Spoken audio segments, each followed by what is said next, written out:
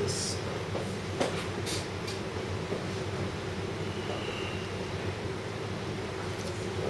Wait, finally, finally, finally. Good. You ready? Is it recording? Yes. Don't worry. Don't. I always tell everyone not to worry about the camera. I mean, the one-eye monster. Okay, 1, 2, and 3. Hi, welcome to the National Critics' Choice Online News and to the Sniper Review. I'm Robin Stienberg. Today we have a very special guest with me, and that's none other than Chef Janice Wong here in Singapore. And she's none other more than the owner, but also the founder of 2AM Dessert Bar and 2AM Lab, and is strongly supported by her own government agency, that's the Singapore Tourism Board, that has been promoting her wonderful dessert bar, as well as the research lab known as 2AM Lab, and we're going to get to know more about it right now. Janice, welcome to my show. Thank you. And everybody's been wondering why you have chose to set up 2AM Lab instead of expanding. And before that, my folks are wanting to know, what is it like growing up, fulfilling your dream, in becoming who you are today, and as well as, are you a firm believer of dreams? I'll answer your first question first. Okay.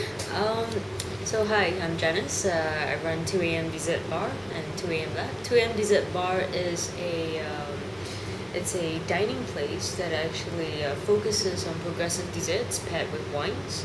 And 2AM Lab, on the other hand, is also an organization that actually focuses on just creativity, as well as hosting guest chefs to promote collaborative efforts, to do dinners as well as workshops. So they're two very different businesses, but I'll explain a little bit why I chose to do 2AM Lab and not a second dessert bar. I mean, over the years, it's been 5.5 years for 2AM Dessert Bar, and we've had inquiries, about a second one in Singapore or a second one in overseas. And the idea was to not just repeat the same menu. I mean, when you franchise a business or when you open a second place, you're constantly repeating the same techniques or the same menus. I mean, if I ask you how many creme brulees have you had in your life, probably say about 60 flavors of creme brulees, or maybe even 40 flavors of creme brulees. But the idea is the technique is still there. I mean, are you challenging yourself to create something completely new, branding it a new name? I mean, does it deserve a new name if the recipe is unique? For us, we believe so. And hence, we didn't, or rather I didn't want to open up a second 2AM dessert bar yet, but focus all my energy on the lab. And the lab is meant to be a hub where we get projects and we can create books and recipes and put them online as well. Now, you spoke about recipes and That's right. and putting together a collaboration with many chefs. Now, before we go further to that area, everybody's asking, do you believe in dreams? Because you dreamt a very long time to make this happen. That's right. I think I started out dreaming, say that at 22. I was in Melbourne studying, and I discovered that I really enjoyed cooking and as well as inspiring people. And so coming back to Singapore, I decided to open up a 2AM dessert bar at a very young age, but not limiting myself to just providing desserts. I mean, we are all about providing experiences, and hence there's also a website, 2amexperience.com, and that actually focuses on creating experiences for people with catering services, buffets, and edible architecture, where you can actually interact with edible art. Now, speaking about edible art, folks, she has come out with her first book called Perfection by Janice Wong, and you can get this available in all leading bookstores in your own hometown or even on Amazon.com. And really, if you are... It's available at Amazon.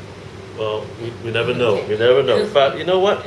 If you are, and her book itself has demonstrated even a potato cheesecake and even pumpkin gnocchi. So this are some of the recipes that you might want to explore. So, Janice, what drives you uh, to be innovative? Is it because you're intellectually innovative and curious? Um, I think the driving force is actually people and nature. I'm very inspired by nature, what's around us. There are forms all around us that have always been inspiring um, every day. I mean, for example, water droplets, a glass, a surface area, bark, tree, pebbles. I mean, it's endless, you know. And so that's why I also have the South flavor wall at the lab, which actually focuses on just collecting all these textures. For example, rubber, paper, plastics, and it's very close relation to actually what we eat because of the forms. I mean, we have had a lot of chefs that are trying to make like soil and chocolate pebbles, and I mean it's endless. Paper forms of crispies. I mean, even your curry poke has a very close relation to, say, for example, a crushed piece of paper. So the idea was to merge the two together and be inspired by forms that are all around us, and we don't actually have to go out to look at it. I mean, if you just open your eyes and look around you, a single tree has so many inspirations as well to give us. So nature is one part. Speaking to people is another part. I get very inspired when I give talks and when I also speak to people. And for me, you never know when the next inspiration comes about. It could be 5 months to create a dessert, or it could be 5 minutes. Oh, it sounds like a Yeah. fermentation Um, process. Maybe you can Yeah. say that. Oh, Yes. now Yeah. you spoke about that the process it took you to invent, a recipe can take as long as about a year, or to five months or less. Um, is there any dessert so far in your life that you find full satisfaction? A dessert so far in my life. Yes. Definitely. I mean, I've been creating quite a few desserts that I'm extremely satisfied with. Is there one that you found? Yeah, actually, it's in the book. I'll show Oh. it to you. It's actually the chocolate water dessert. Wow. This was developed for a competition, Oh wow! actually. Oh wow! So this is chocolate, the water chocolate. So the dessert. idea came about from actually. Oh sorry. This is the inspiration, and it's a Oh. piece of rock. And I Oh, was wow. walking along the beaches of San Sebastian, and I saw this photo of the piece of rock, and I was like, I want to replicate that with food. So then I started to think how to incorporate air pockets into this structure. Oh. Then taking 50% of water and 50% of chocolate and aerating it, and I started to create a recipe with the egg whites. Oh, okay. Wow. So for stability.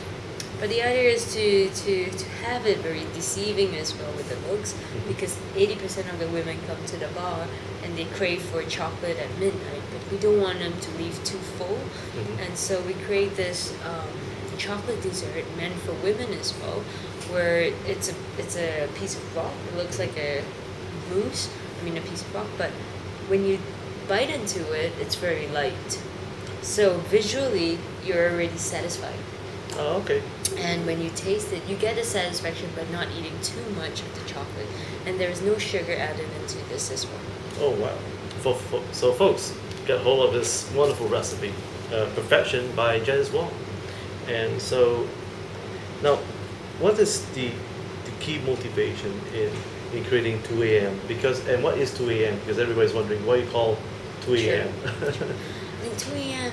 Dessert bar was created because I was inspired by the name as well, and digits, because it's very catchy, it's easy to remember, and we close at 2 a.m.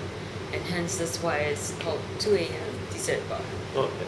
And does it still close at 2 a.m. today? It does still close at 2 a.m. today, and I mean, in the past 5.5 years, we've created this brand for ourselves as well, and I took that brand and put it in the 2 a.m. lab, as well as giving 2 a.m. experiences. So the word 2 a.m. actually now becomes more like a brand than actually the closing time itself. Now, was your family supportive of the idea that you, being a woman, decided to go into a lifetime career in being a pâtissier, and creating this wonderful dessert? I mean, my balls? father was a banker, and he's retired now, but he has always been very encouraging in what I do. But of course, he does take into consideration about my future when I first decided to become a chef, because it's long hours and it's, maybe the fruits of your labor, you might not see them until, further down the road. But, he actually offered me a job in the bank, and I actually refused that, and I said, no, I really want to pursue my passion. I actually want to, go and cook and slog those hours away, and like really trying it out. What is it like to pursue your passion and to enjoy what you do? I mean, I could sit in front of a computer and keep looking at numbers all day, but I might not be as satisfied as what I'm doing right now, which is inspiring people and creating new dishes. The payoff might not be exactly the same, but then yet the satisfaction level is very high. So I decided to pursue that regardless of what he said. And I think after a year, he saw what I was doing and was very proud of it, both my mom and my dad, and they're fully supportive of what I do now. Did you have a backup plan in case that you fail? Yeah, of course. Oh, so what was your plan Well, B? I planned not to fail. Okay. Yeah, but So what was your plan B if all fails? I would still try it again. Oh, you do? I would Oh. have still tried it again. If the business did fail, I would have tried it again. But then maybe I would have maybe worked in the corporate world first before trying it again. But I definitely would have tried it again. Now, what are the drawbacks for 2 a.m. and for the future, and the challenges that you're going to face? Because you have set up the 2 a.m. lab, and you chose not to expand, but just to have a 2 a.m. lab itself. Do you see any competitive edge in yourself as well as your organization? Because would you feel anxious about others who may copycat your concept? No, not at all actually. I think for me, I'm very comfortable with what I'm doing because I know I really truly love what I'm doing, and I'm not too afraid of competition because it's great to have competition. But I think the lab business and philosophy is very different because we're all about sharing and giving back as well.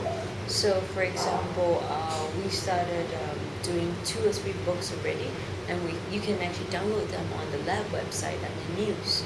You can actually download 2 books already, and today we're putting up another book called the Yuzu Recipe Book. Oh, yuzu. Yeah, Okay. I'll show it to you. It's right here. Oops. Oh, So, wow. okay. So, for example, we do these recipe books, and it's this one is all based on yuzu.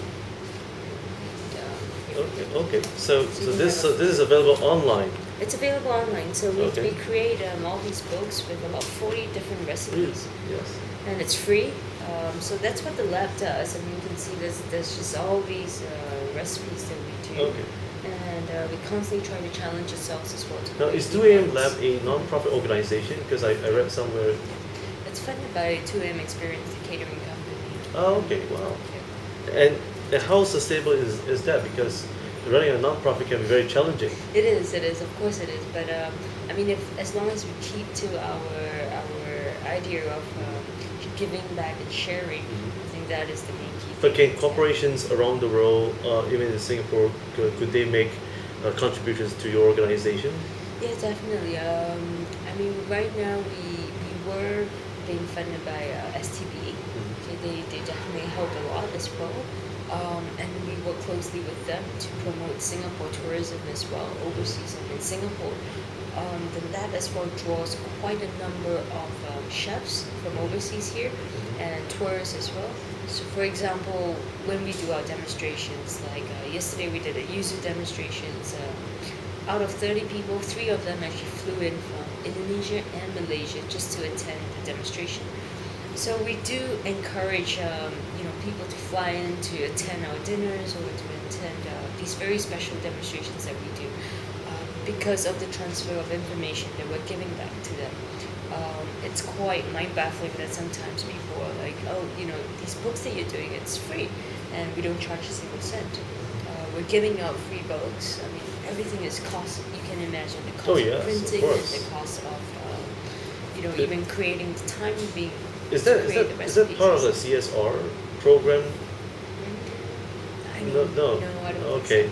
think so. Yeah. So do you provide tax incentives for those corporations who want to make a contribution to your organization? Not yet. I might look into that, but Oh, okay. we're still very small at the moment. Okay, so there are It's plans on the way. Yes, it's Okay. only like 4 of us currently now at the lab. No problem. Yeah.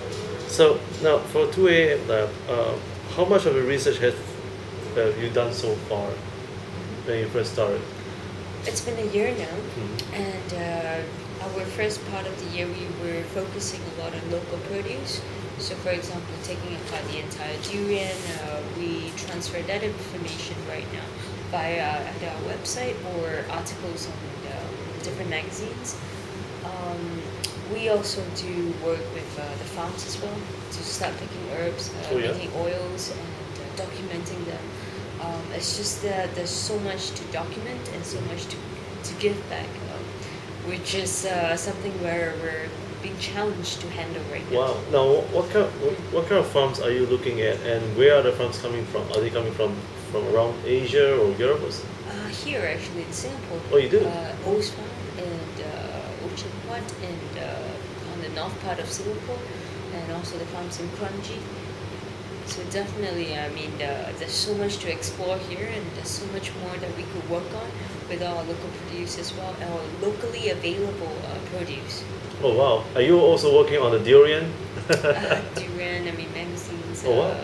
There's just a lot of things to work So on. folks, please do look out for Janice's new innovation, and hopefully she could come up with something new on the durian, because many of the Westerns. We share a lot of these recipes also online. It's 2amlab.org. And under news, you can download all these recipes. That's right. And now, about your lab, are you planning to expand your lab somewhere in overseas as well? Is there any plans for that? For overseas, for the lab, I believe not so. But maybe for the dessert bar, definitely. It's just that the lab is a very unique concept, and we are a small team, and we're just doing creative work here to do this entire concept overseas as well. Then the focus will be different, because here we're in Singapore. We are challenged to use our local products or products that are available locally. Have you found any products that's produced in Singapore that's uniquely not seen before? Yeah, I mean, cactus. We do see cactus, which is for me. I mean, since I was a baby, I would never have expected that to be grown here. No, a cactus. Oh. Yeah, and crunchy, they do sell it. We also have rosellas here. Oh, in Singapore, okay. Which for me again, it's very interesting, and it's just so much to explore. It's just the problem of the supply, because we don't have vast amount of land for them to grow these very unique items. But when we get the supply, we work with it and we see what we can do, either to preserve it or to create new recipes and techniques with it. So again, it's a lot of creations based on challenges.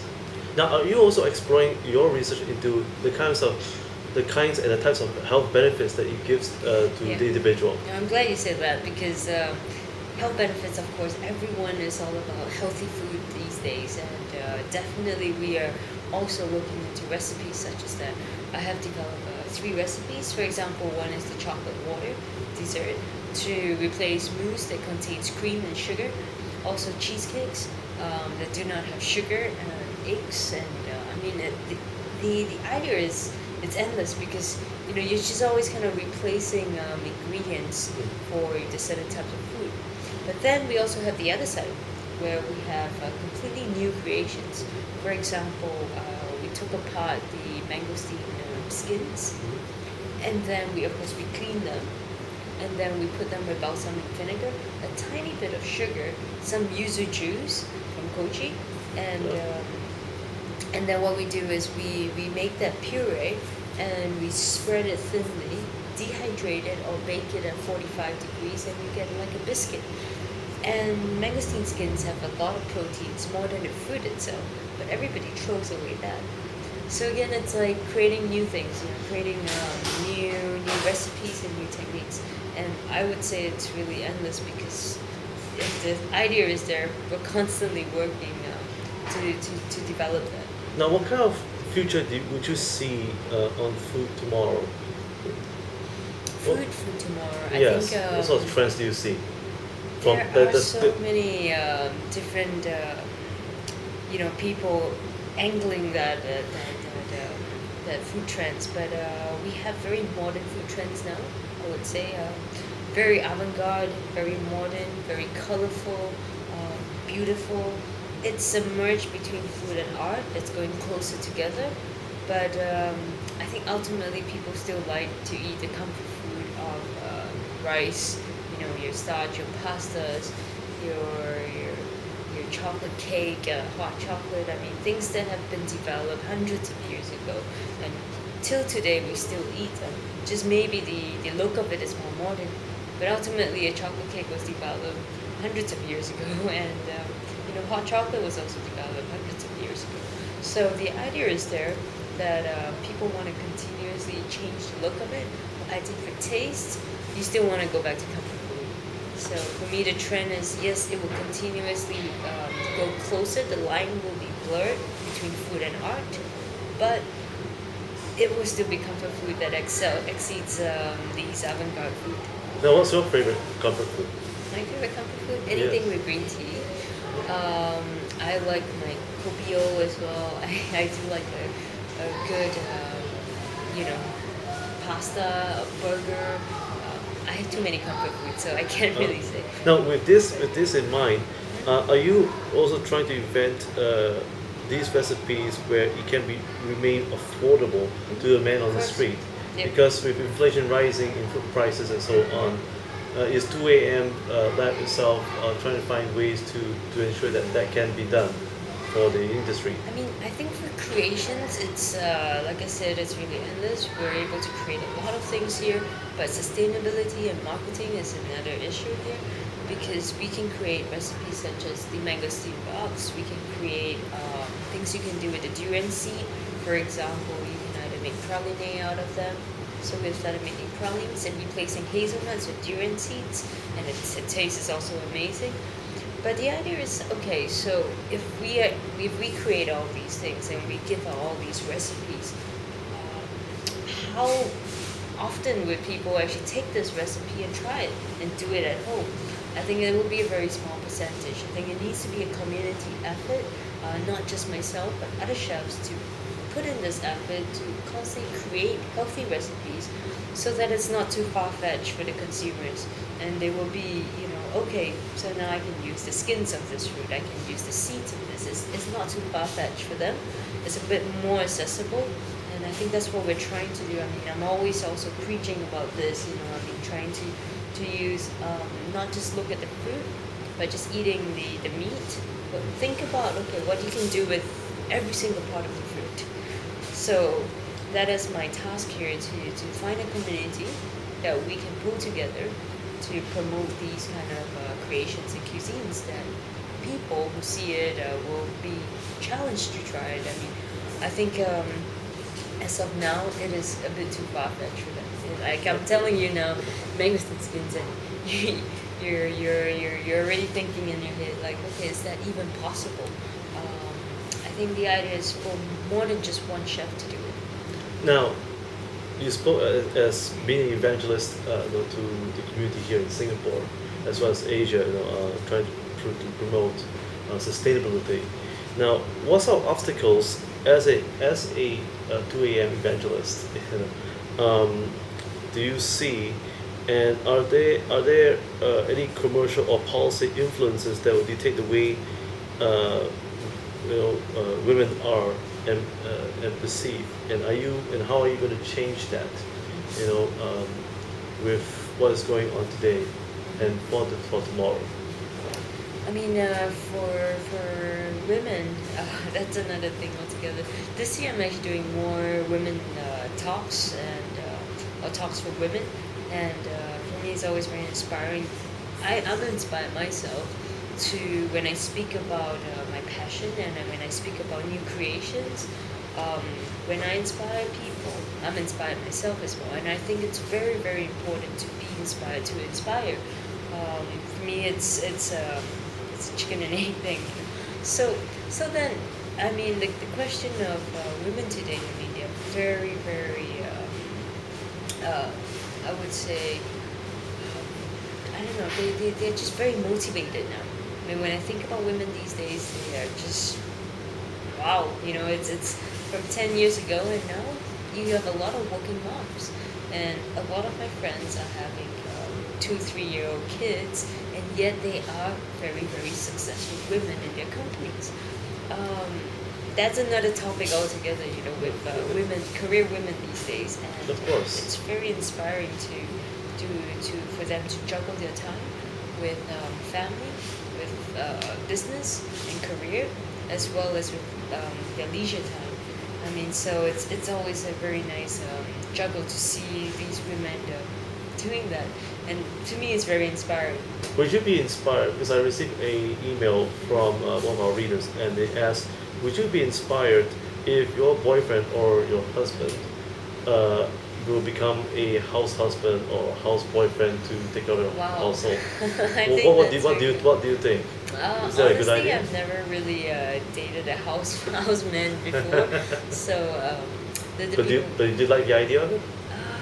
It really depends. I think love, another thing, is it's another topic altogether. And if you really love someone, it doesn't really matter what they do, as long as they're enjoying themselves, as long as they're happy, and it's all about the connection anyway.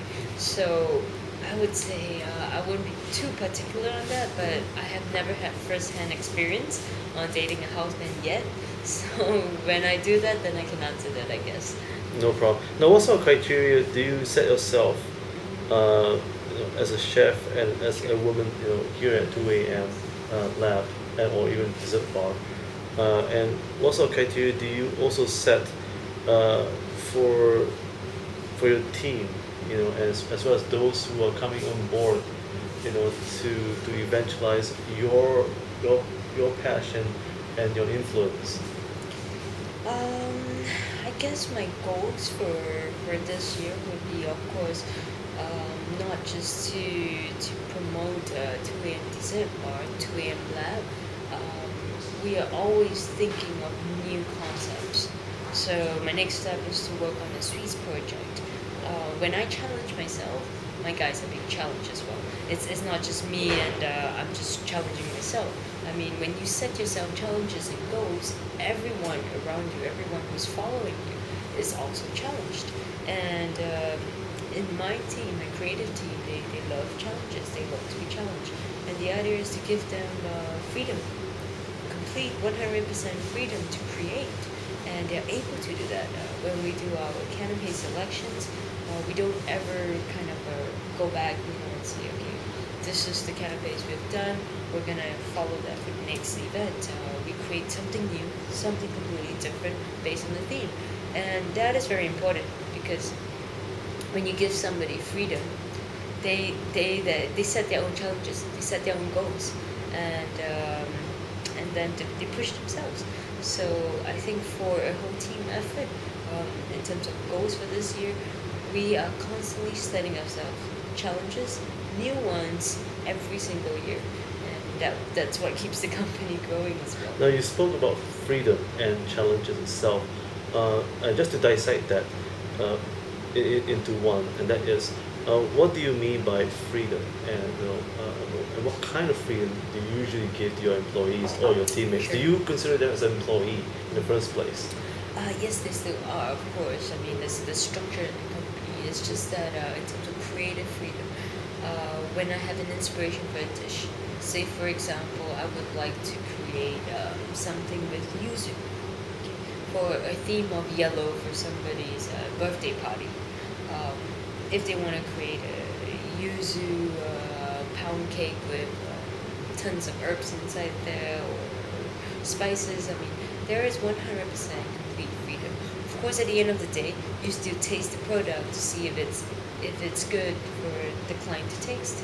And I think the idea is not to restrict them to saying, okay, you have to do a cheesecake for me, you have to do a cupcake for me. think the idea is for them to start thinking of different textures to cook, because there's more than just a cake texture in desserts, and not just desserts but also savory. So Now, when you first started out 2 a.m. dessert Sure. bar, and to come back to that story, really, it is a success story. What was your strategic marketing, secret behind it? Because you didn't do any advertising. Yes, yes, it is very true. When I set up 2MDs about 5.5 years ago, there's really no marketing secret to this business. I mean, the core essence of 2MDs bar lies in the people, in the food. If we don't believe in the food itself, then every day when you come in and you cook for customers, what's there to believe in? If you don't believe in the product that you're doing. So I think the people, I mean, they understand the philosophy. It's very progressive desserts and paired with wines. So we're giving a service, and we're constantly changing the menu, constantly creating new items, and that is very, very important in a business, to not just stick to one menu for 5 years. I mean, if I do that, then I will have very few repeat customers. When customers come back, they want to see something new. You might want to taste something new, or come back for the old favorites. So I think it's a balance of keeping the old favorites and yet injecting new desserts into it. And this year we're coming up with our petite dessert menu. So we already have 14 desserts on our main menu, and now we're coming up with another set of desserts, petite desserts. We're looking at about 5 to 7 petite desserts that will be extra. So then again, you're completely spoiled for choices for desserts and the dessert bar. No wonder I can't resist. Now, how often do you change the menu itself? Is it on a weekly basis, daily basis? We don't give a time frame to that. I never believe Oh. you have to change it by the season. There are no seasons here Oh. in Singapore. So it's based on discernment then? It's based on the inspiration. Is based on, okay, if today I have 3 new concepts, and I really want to, give that experience to my customers with these 3 new concepts, then I will change the menu right away. But generally, we see a change about 5 to 6 times a year for our menu. Wow, But amazing. we do keep about, I would say, 60 to 70% of the classics. I mean, of the favorites. Now, how did you advertise yourself then? I mean, if there's no advertising, Correct. how is it done? First is constantly creating new concepts, new ideas, and also the idea of new textures. I think people want to read that. They want to see new things, and when we constantly create that, they will pick up the story. So, is it true that word of mouth and social networks play a key role in this whole success? I think social network now is unavoidable. Of course, I have my fair share of debating whether I want to be in it or out of it, and I decided, of course, I go with the flow, because it's a great way to share your philosophy. It's a great way to share what you're doing every day. I mean, of course, a bit of your personal life is kind of compromised here, but then you get to share new things at an instant. I mean, 100 years ago, you're not able to do that. If I create a new mousse, for example, a new texture, and I call it zat, which I've done so as well. We've made a new texture, and we called it the lemon zat. I mean, if I wasn't able to take a photo with my phone and put it on the net, would people be able to see it? I mean, without YouTube as well, this would not be possible as well.